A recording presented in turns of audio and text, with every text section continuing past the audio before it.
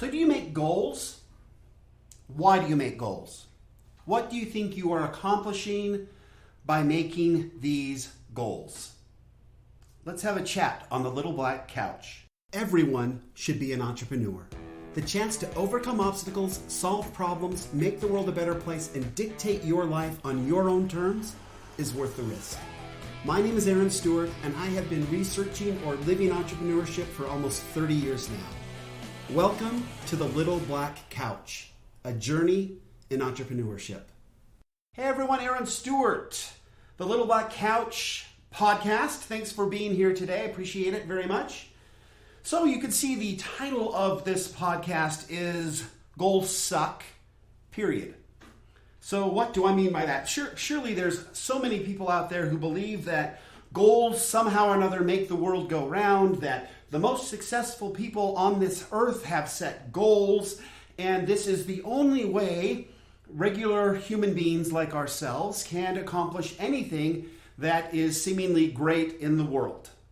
Right? That's how we have been taught and how we are manipulated, if you will, throughout our whole, at least adult lives, in that if we are not setting goals somehow or another, we are not going to achieve anything.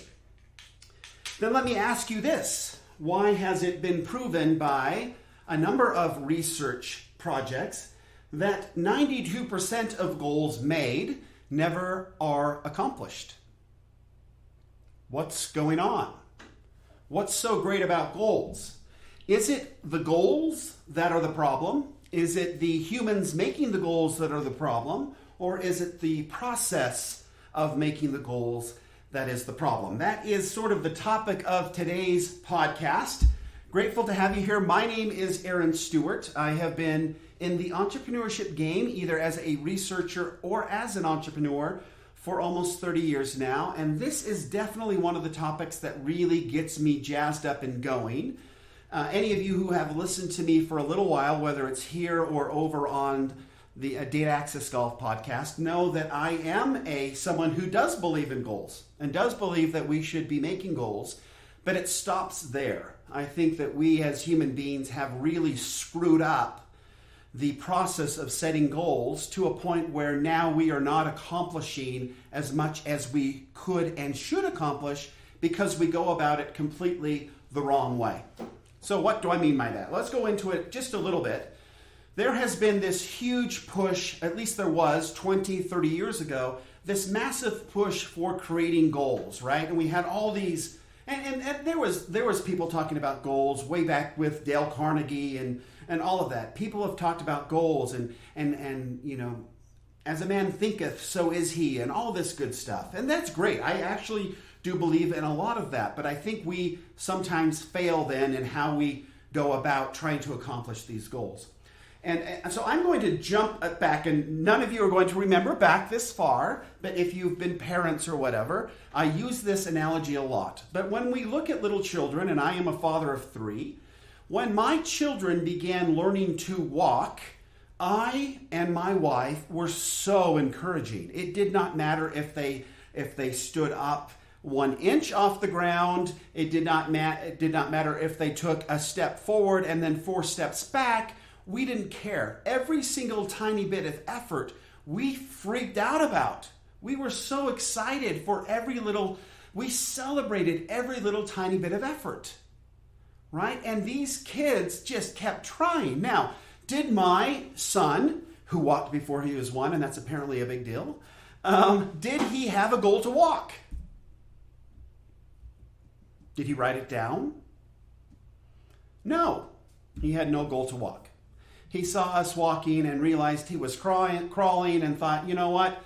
I want to do more what they want to do. And that is a great way to learn, to model somebody else and learn how to learn. That's kind of what these children do, is they learn to model. They hear us speaking and they want to communicate. They kind of get that in their heads that would be a good idea. Not once do they write down a goal. Not once do they try to scope out.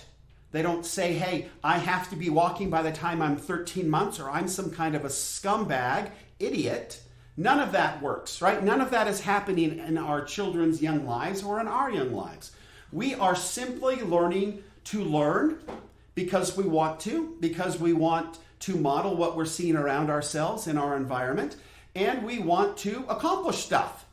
We want to get better. That's just naturally innate in all of us. Okay, so let's stop pretending that you don't see a lot of people anymore, folks, crawling anywhere, right?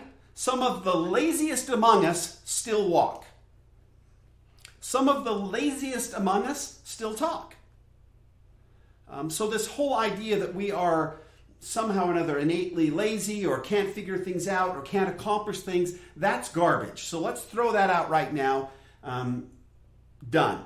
Okay, I really get tired of people saying, well, I just don't have it in me. Well, you figured out how to walk and you figured out how to talk. So don't tell me you can't figure out how to do other stuff, because you can. So sometimes we sell ourselves short. It's a total cop-out. So that is not that topic today. That's not where I wanted to hang out. But that is definitely part of this. But we'll talk about it another show, another podcast. So all of us know how to accomplish stuff. And we've gotten to a certain level within our own lives on how to do that. Maybe it was when we were younger. But why is that? Why is nobody crawling? Why is nobody not walking? What's going on with that? Anybody who is physically able to walk is walking. Okay, why is that? It's because that around that, I would argue that around that period of time, it was not so much the goal of walking that was important. It was the fact that we were receiving so much celebration and so much encouragement because we were putting forth effort. And that made it awesome. And that made it worthwhile. And that's why our kids are always so freaking happy all the time. It's because every little thing they did was celebrated. Who wouldn't be happy? How would you feel if you walked around? I mean, you see some of these Hollywood stars walking around with their myriads of friends and their posses. And they're complimenting them like crazy. It's got to feel pretty good, right? Now, these are also the individuals that have set these big goals for themselves, and they want to be huge Hollywood stars, and they get there and then they realize that happiness isn't there. That actually, if you don't figure out how to be happy in the journey, once you finally reach someplace, happiness is not there either. Happiness was when we were little and being encouraged like crazy for every little effort. And then somewhere along the line, we got away from that. We got miserable. We decided that if we didn't have a goal and didn't accomplish the goal, we didn't have any right to celebrate. And we became a bunch of people who now don't accomplish 92% of our goals and are miserable in the process. As entrepreneurs, that does not work. We have to be the most positive in order to free our creative side so we can actually solve some of the world's biggest problems. Okay? That is happening. That's another part of this. I just finished reading a book called Factfully. I recommend it to everybody. The world, honestly, is in a pretty good place compared to where it was only just a few years ago. Back in the 1800s, I think it was 85% of the world was in abject poverty. Now, as of 2016, the abject poverty in the world is down to 9%. So we've made huge strides in all that. And we as entrepreneurs and those that have created things that are changing the world and making that possible need to pat ourselves on the back for it. And we need to increase the velocity of all these wonderful things that are going on. And the only way we're going to do that is if we improve our motivation and if we improve our ability to stay positive. Because when we're in a positive place, we're in a more creative place. So, how do we do that? Folks, this is what I would ask all of you who are entrepreneurs to do. And this is actually for everybody, but obviously I'm speaking to entrepreneurs here because I believe that you have the most important job in the world. As far as work goes, you are it. We are it. We are changing the world. The rest of them just need to get out of our way. I don't care if they're venture capitalists. I don't care if they're bankers. I don't care if they're veterinarians. All of those folks literally are there to support us in our big dreams because we change the world. They don't. They just live in the world. Okay, and they benefit from all of our cool stuff we create and come up with, which is great. I'm happy to help out, but let's not exaggerate what they do. And the venture capitalists will come running around and say, hey, yeah, but we help you with our money and stuff. Yeah, get out of our way. Okay, thanks for helping with the money, but you also try to steal our crap. You try to steal our companies away because you have no creative bones in your body. Okay, so stay out of our way. So as entrepreneurs, we have to stay positive. We have to stay creative. In order to do that, we need to get better at making sure that we acknowledge when we are putting forth effort. Okay, we don't do it anymore.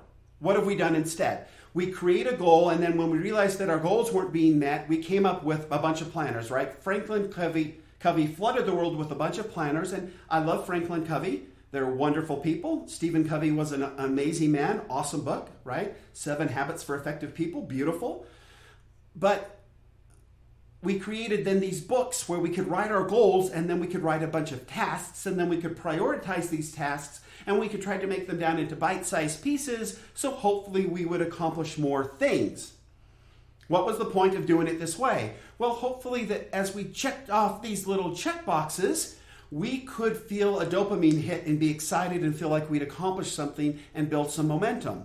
Is it better than just having a goal and no plan to the goal? Absolutely. Is it good enough? No, it's not. A bunch of tasks doesn't get the job done, at least not as efficiently and as productively as it could. Okay? So then what's the next step? Well, the next thing we came up with, organizationally speaking, was we decided that teamwork was a great way to do it, right? Because then we could all be as a team working together, the camaraderie, the common goal. We would all keep each other happy and motivated and moving forward, and then that we would accomplish everything. Well, does that work out? No, we humans aren't really that great at getting together and doing things all together and doing things all together from the same page. We have our own personalities, we have our own interests, we have our own ideas of doing things, and that's perfectly great. We don't want a bunch of robots working together, but we've created these teams who, are they better at getting things done? Yes and no. It really depends on the culture. We're finding not only the culture in the corporate environment, but also the culture of the particular country. We see a lot of different variables there. So you have teams. Were teams better? Yes, perhaps so. They did help us get some more things done, at least on the corporate level. But are we still getting a lot of those goals done? No, I'm afraid that 92% is still within that. It used to be worse than 92%. Okay, so teams aren't getting it done either. So now where do we sit? Well, we sit a bunch of people who are split up in teams with huge task lists, trying to accomplish certain goals, and these goals we don't celebrate if we don't reach them as a corporation. In fact, you may get fired if you don't reach them as a corporation, and so we've got these huge problems, right? You may get thrown off your job if your team isn't able to accomplish the goals that the powers that be up above you decided you should be able to reach. So that brings us back down to, okay, what do we do?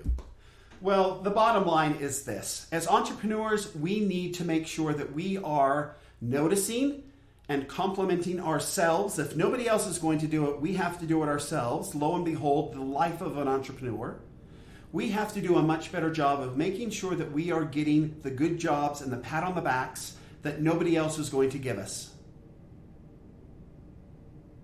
That's the only way this gets done. Now, in a corporate world, we do things differently. We train the managers on how to notice their underlings, those that they supervise. We help them figure out how to notice when they are putting forth effort above and beyond what we had seen them do in the past. So we have to get benchmarks. We have to do all this work with managers. We have to retrain them to help their people to help their people feel encouragement when they are putting forth more effort. Entrepreneurs, we don't have that. We don't have the benefit of having a supervisor who's been trained to do that for us. We have to do it ourselves. So my challenge for you today in this start, we're going to get into negative thought processes. We're going to get into mindset. We're going to get into a lot of cool stuff down the road. But for today, it's just this. When you get up tomorrow morning and you start to go about your day, try to make an inventory list, mental, at the very least. If you can write these down, do so you can review them later. Make a list of all of the efforts that you're putting forth, okay? And that's not just it. Every time you put forth some effort, I want you to say to yourself, good job. And I want you to reference whatever the effort was. Tie the good job to the effort. Tie the dopamine hit to the effort. That's the process. Okay? Telling yourself good job works. And if we focus on that, things are going to get better. You will feel things shift in your life. You will feel momentum starting to grow. Now, is it an arduous and a little clunky task at first? Yeah, absolutely. When you're like anything else, we're going to have to practice this a little bit. But I can promise you this. If we can get to a spot where we are very good at saying good job when we're putting forth the effort, your mindset will change. You will be more positive throughout the day. You will find yourself more motivated to do more things because you are not trying to build yourself up in the middle of the day with a cup of coffee or going for a donut. You will have all the energy and the motivation you need because you are controlling it yourself, within yourself, with something scientifically proven to motivate us. Dopamine, it's built inside of us. Let's utilize it. And that comes from saying good job. Now, if you find yourself with a lot of negative thoughts coming in initially, that's normal. Okay, ignore those for now. After you've said good job, you've already got your dopamine hit. You're in good shape. The negative stuff we'll deal with later. And there's a very effective, very manual sort of steps that we can take to deal with those negative thoughts, but it's really good to notice where they're coming from. So the more you say good job, the more the negative thoughts come in, that's a positive thing. Then we can deal with those negative thoughts in a later date. But for now, just pay attention to them. If you want to write those down too, great. But you've already got your dopamine hit. Don't worry about the negative thoughts at all. If sometimes during the day you feel like you are struggling a little bit, here's another little phrase to use. I got this. Okay, another very positive, powerful phrase. I actually saw this used recently. Gary Woodland won the U.S. Open recently, and he has a good friendship with this little Down syndrome Special Olympian in golf named Amy. And it was a very cute exchange. There's a video on the PGA Tour. I showed it online yesterday and got banned and thrown off Facebook. But anyway, if you go look it up, Gary Woodland and Amy at the Waste Management Open, you'll see the video. It went viral. It's very cool. But at the start of that video, you will see Amy getting set up on this golf hole to hit this shot. And she gets set up, and her father says to her, "You got this." And Amy repeats back to him, "I've got this." That is so powerful. I've got this. You are enough. Okay. You may have to say that to yourself through the day until we get this really drilled in and working well for you, where we are acknowledging effort and celebrating effort. We may need to give ourselves a little motivation by saying, "I got this." And then when you take the next effort, make sure you notice that effort and say, "Good job." To yourself, say it. I say it out loud all day long. Okay. So that's the first step. So hopefully that helps. Make sure that you're taking time to notice the effort. Goals are awful when they are just goals. And until we understand what it takes to keep the motivation up, to move towards actually accomplishing, working through the tasks and making use of those goals and that vision and those dreams, then it's very difficult to get there. And 92% of the time, we will not. Okay, this is the process to make sure we get that down. Are we going to make 100% of our goals? I don't know. Some probably can somewhere down the road. I don't, but I make a lot more than 92% now. I can tell you that. And you will too. If we start here, we'll go through the process together through this podcast. I'm excited to be doing it with you. And any comments or whatever, please leave them below in the comments section. You can find us on YouTube. All of these podcasts are broadcast on YouTube. There's a comment section there as well. You can find us on Facebook, and you can follow us on Instagram. I like to put up different positive thoughts up there to keep us going. Love to hear from you. You can also email me at dra littleblackcouch@gmail.com. Until next time, this is Aaron saying great discussion from the Little Black Couch. Thanks.